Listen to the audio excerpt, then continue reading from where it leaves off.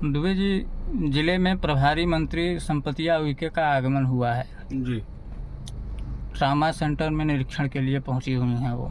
जी। क्या कुछ कहना चाहेंगे? सबसे पहले तो पत्रकार महोदय आपको सादर प्रणाम। जी।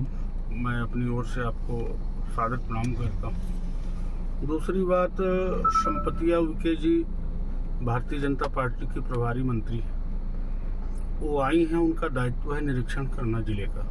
लेकिन जिस तरह से ट्रामा सेंटर की बात आपने कहा है, मैं आपके माध्यम से बताना चाहूँगा, वो ट्रामा नहीं, वो ड्रामा है जी। आए दिन अतुल शुक्ला जी, एक पत्रकार हैं, अतुल द्विवेदी। सॉरी, मेरे से शुक्ला निकला है, उसके लिए क्षमा प्रार्थी हूँ। अतुल द्विवेदी ने आए दिन ट्रामा सेंटर की बात को लेकर हमेशा उजागर करते रहे। ना समय से डॉक्टर नदारत है, ना समय से डॉक्टर पेशेंट को देखते हैं। तो संपतिया उइके जी क्या निरीक्षण करेंगे?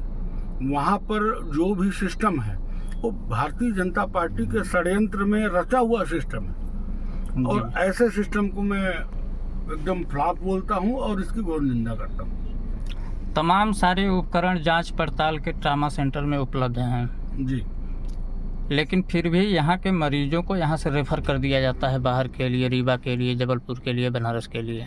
उसका एक कारण उन अव्यवस्थाओं को लेकर क्या कुछ कहेंगे? उसका एक कारण है, आदरणीय पत्रकार महोदय, आप सब भारत के चौथे स्तंभ हैं। उसका एक कारण यह है कि जिस तरह से ट्रामा सेंटर से इनको रेफर किया जाता है, सारा मशीनरी, सारी चीज उपलब्ध होने के बाद कहीं न कहीं यहाँ के डॉक्टर, यहाँ का सिस्टम और यहाँ की सरकार, खासतौर पर मध्य प्रदेश की मोहन सरकार के दबाव में सारे लोग काम कर रहे हैं। आप डॉक्टर की बात करते हैं, मैं तो राजस्व से लेकर के, कलेक्ट्रेट से लेकर के, पुलिस विभाग से लेकर के, मैं सारे मुद्दों पर आपसे बात करना चाहता हूँ। मैं एक मुद्दे की बात नहीं करता। यहाँ सब दबाव में काम कर रहे हैं। आप महिला उत्पीड़न में सिंगरौली जिला नंबर 1, तस्करी में नंबर 1। उइके जी जो आई हैं, मैं उनका सम्मान करता हूँ, विपक्ष में होने के नाते मैं सिंगरौली की धरा पर उनका स्वागत, वंदन, अभिनंदन करता हूँ। लेकिन जिस तरह से भारतीय जनता पार्टी के शासनकाल में, मोहन सरकार के शासनकाल में जो घुसखोरी की चरम सीमा पार कर चुकी है, उसको कौन रोकेगा? उस पर अंकुश कौन लगाएगा? क्या संपतिया उइके जी जो मेरे जिले की प्रभारी मंत्री वो लगाएंगी?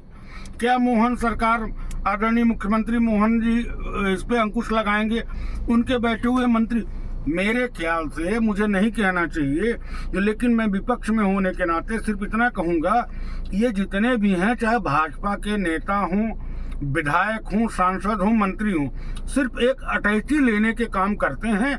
यहाँ आएंगे, एसपी को टारगेट करेंगे, कलेक्टर को टारगेट करेंगे, टीआई को टारगेट करेंगे, एसडीओपी को टारगेट करेंगे, एसडीएम को टारगेट करेंगे, एडिशनल एसपी को टारगेट करेंगे कि मुझे इतने महीने में इतने लाख की अटैची चाहिए। ये करने आते हैं। मैं कई बार ये चीज उठा चुका हूँ। जिले का CSR और DMF फंड हमेशा बाहर जाता है, हमेशा सिंगरौली जिले का DMF फंड।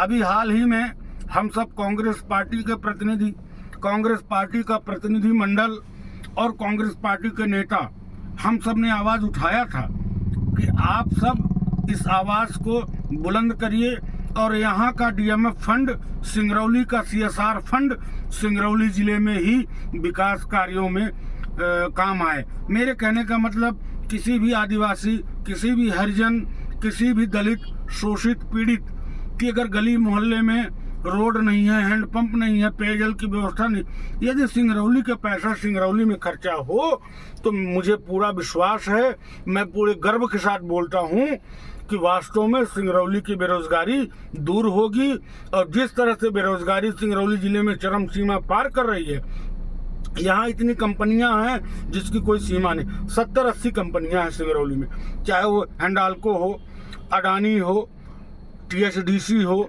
JP हो, रिलायंस पावर प्लांट, कई ऐसी कंपनियां हैं जो सिंगरौली जिले में कार्यरत हैं। यदि इनका पैसा सिंगरौली जिले में ही यूज हो, गरीब जनता के लिए यूज हो, गरीब के लिए अगर उसको इस्तेमाल किया जाए तो कहीं न कहीं से बेरोजगारी दूर होगी।